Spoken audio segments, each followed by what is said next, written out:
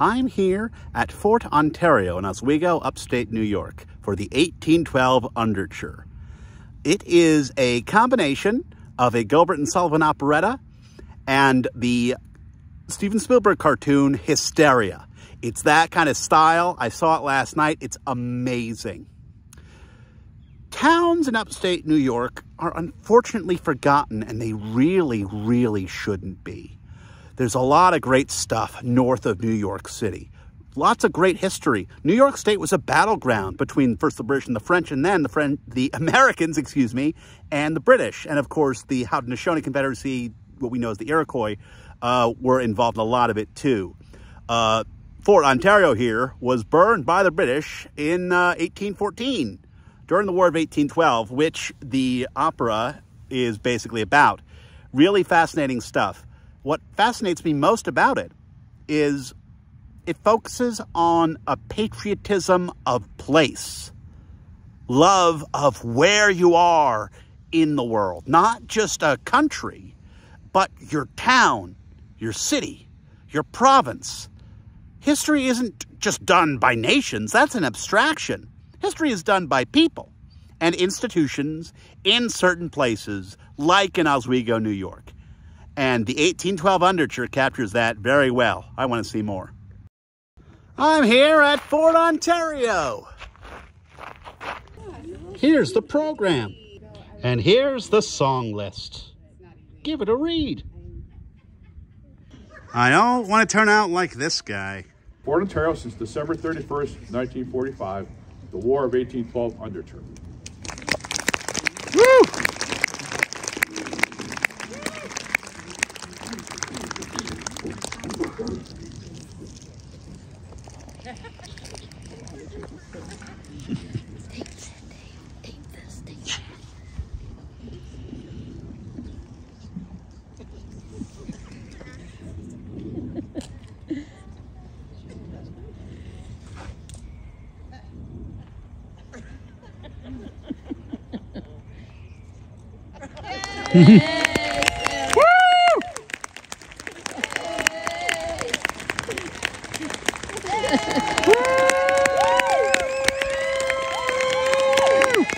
Yeah!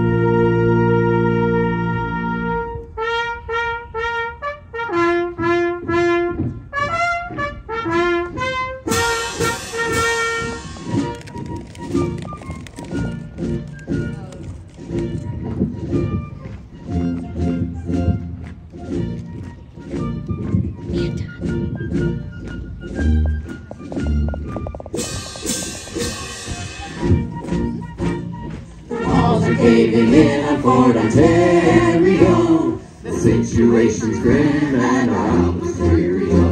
We're weary and we're wounded, and the gloom is getting grating as the agony of every day seems to never be abated. The real war is inside your head. It's that existential dread that follows you into bed.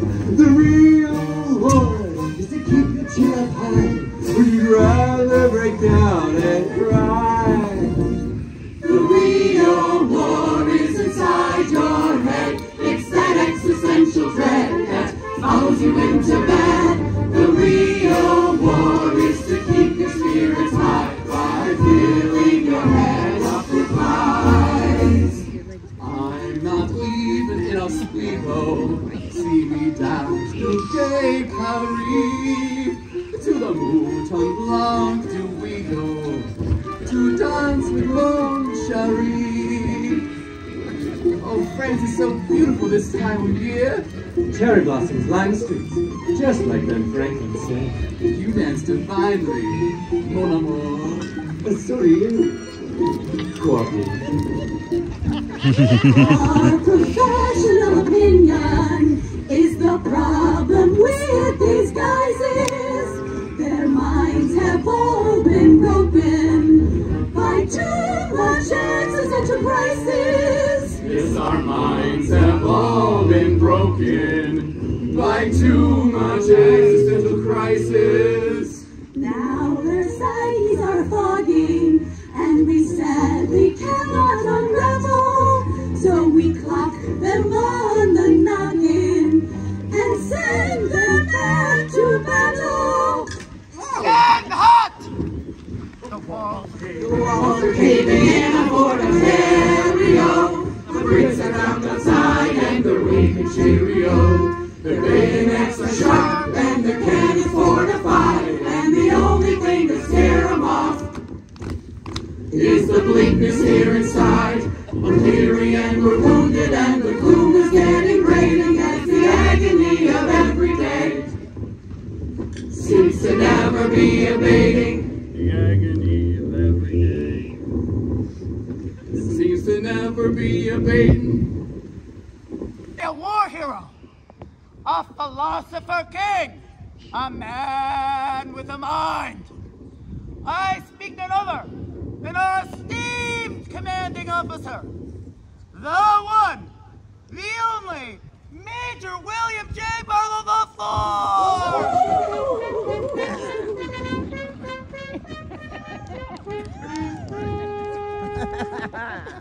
Behold, your humble leader.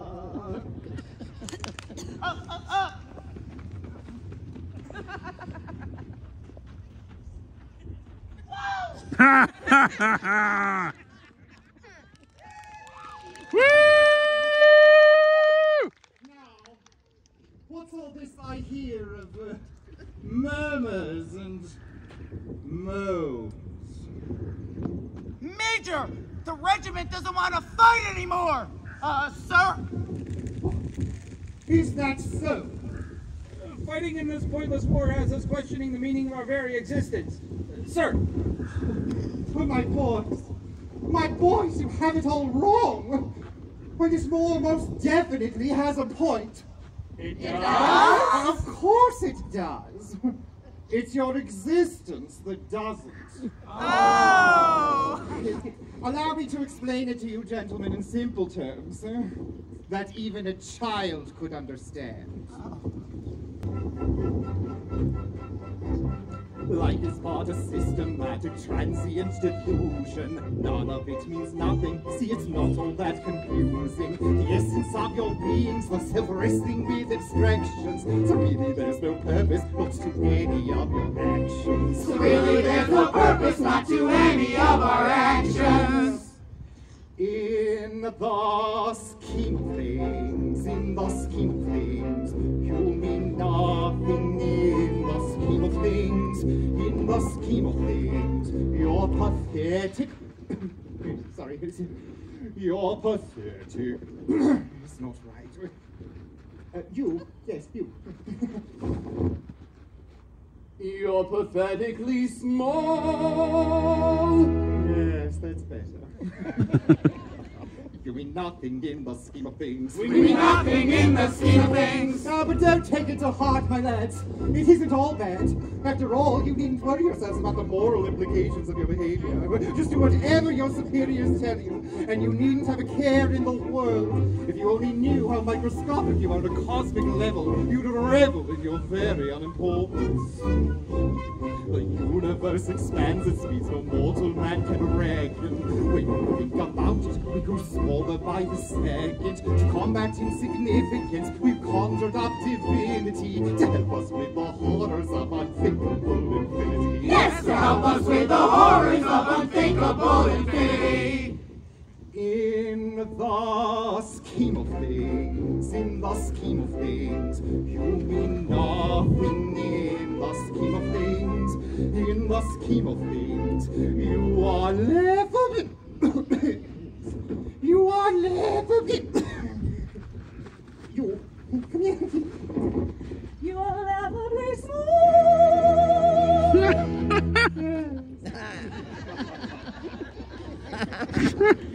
nothing in the scheme of things. We mean nothing in the scheme of things. And that isn't to say that you don't serve a greater purpose. We do! Oh, why, of course. I mean, most humans live their entire existence without giving a single thought to their inner life or the reasons for their behavior. Oh, but luckily for you, there exists a privileged class. One who is well educated in such matters, and commensurately compensated, who has mercifully stepped in to do the thinking for you, and it is your solemn duty to obey us without question.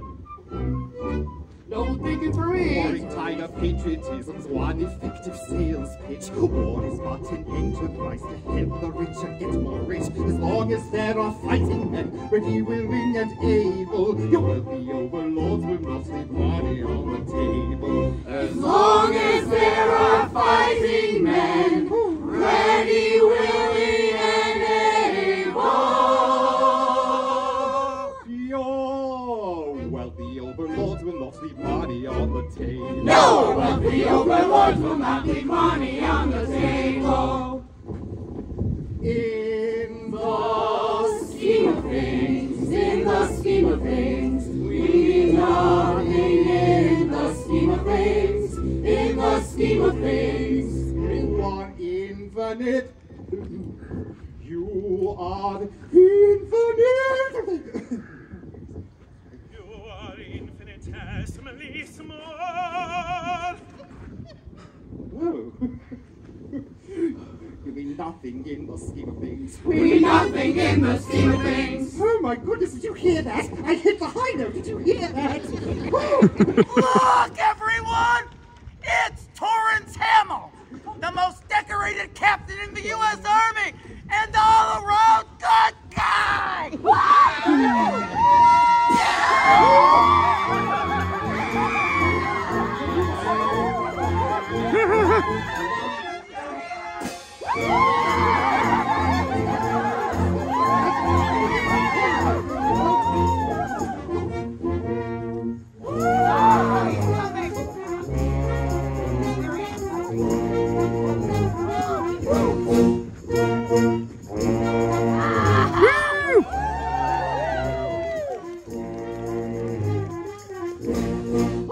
Handle some food. Wait, aren't you gonna wash your hands first? And wash off all the flavor. The mark of a good mess-off cook is that our hands be properly seasoned. Oh my, that's her! Who, the spy? No, the very physical manifestation of beauty itself. Tully? Tully? Is that her name? Why, it has a certain tenderness to it. I makes me special pudding when the things fall out me owns. On men they wish I wouldn't. Great English splashed moans. I got me little secret that every good chef knows. The tasty flavor you get from